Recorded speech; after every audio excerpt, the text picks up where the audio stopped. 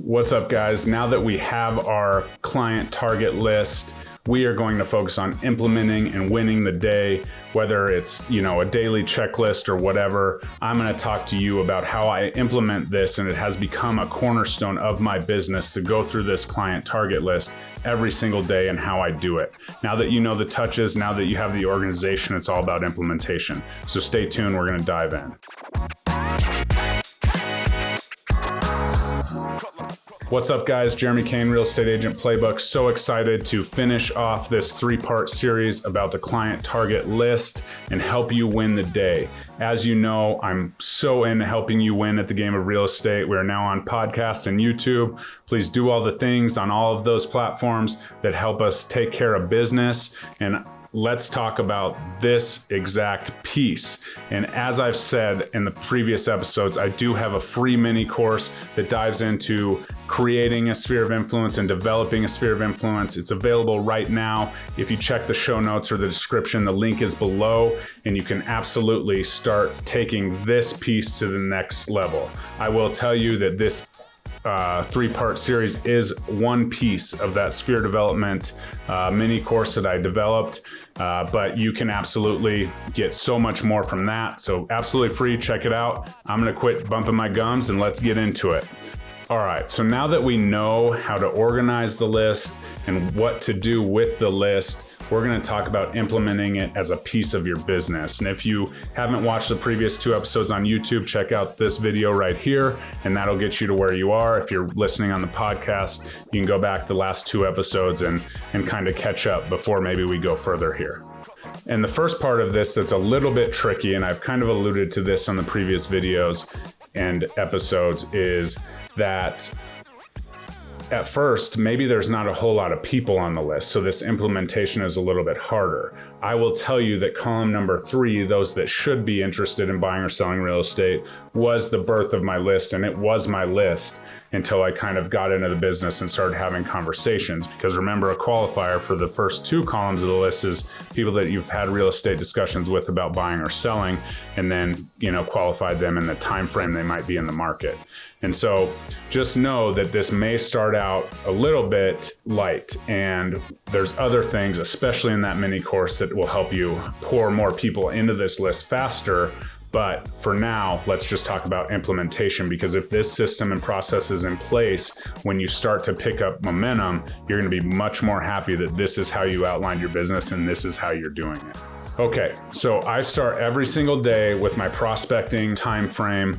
It's not start every day. You don't want to do it at the same time, but it's definitely something on my power list that I talk about in other videos and other episodes. The Andy Frisella power list, you can check that out on Google for sure. But that's what I use to kind of keep myself organized. One item on my power list almost every single day is this prospecting. And if I'm prospecting, I'm starting with this list because I know that these people are probably my next paycheck. And so I really want to make sure they're managed. Again, in the last episode, we talked about, 0 to 3 months out, we're going to have one once a week contact. 3+ months out, maybe we're having 3 to 5 week contact. And, they should be interested. That last column that I've talked about that, I started my list with, that's, when the event happens, and then maybe quarterly or about quarterly after that. But what I do is I have the list and I make sure it's current. Start on the left. I say, I haven't reached out to John Smith. I open up my CRM and I see my notes in there.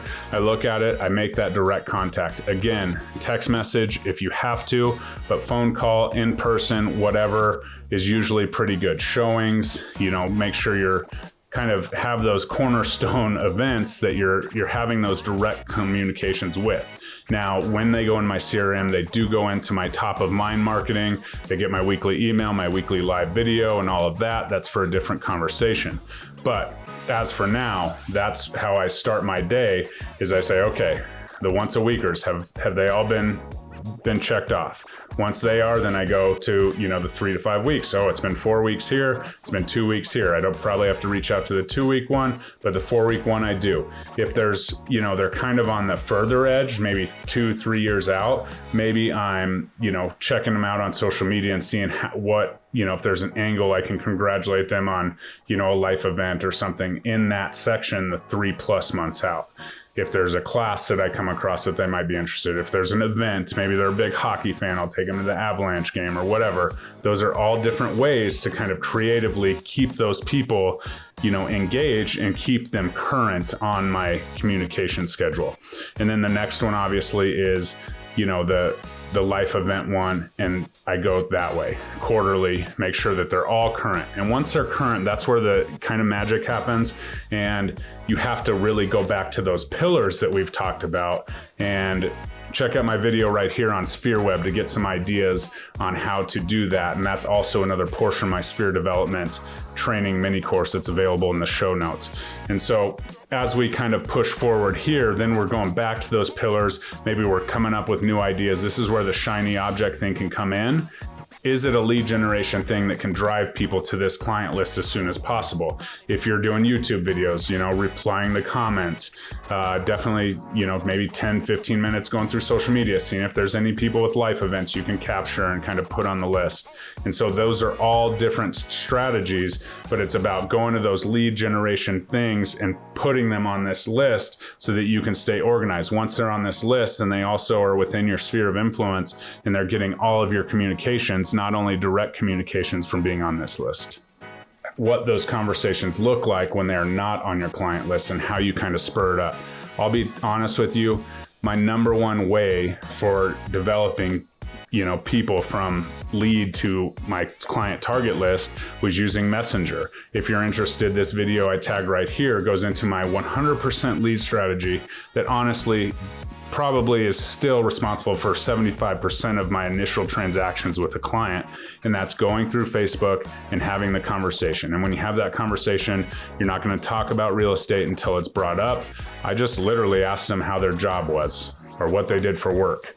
Because then if I could do that, and there's some more to that in that video that I pointed to earlier, but that's absolutely a way that I do it. If you submit to the Ninja sales trainings, it's Ford, family, occupation, recreation, and dreams. You're just going through that, kind of building those relationships, staying top of mind, and starting to find those connectors that can help you build your business. So we don't have to talk about that too much because it's covered in that video. If you're listening on the podcast, you might want to jump over to YouTube and check that one out, but it's pretty powerful for sure. Now, the only thing I'm going to tell you, and to conclude this episode, is don't get so caught up in the shiny object from day one that on day two you start with the shiny object. Every single day you need to be in this list, 2-3 times a week. Obviously, when it's smaller, you don't have to call the same person every day, but make sure your list is current and you start your prospecting every single day with that list.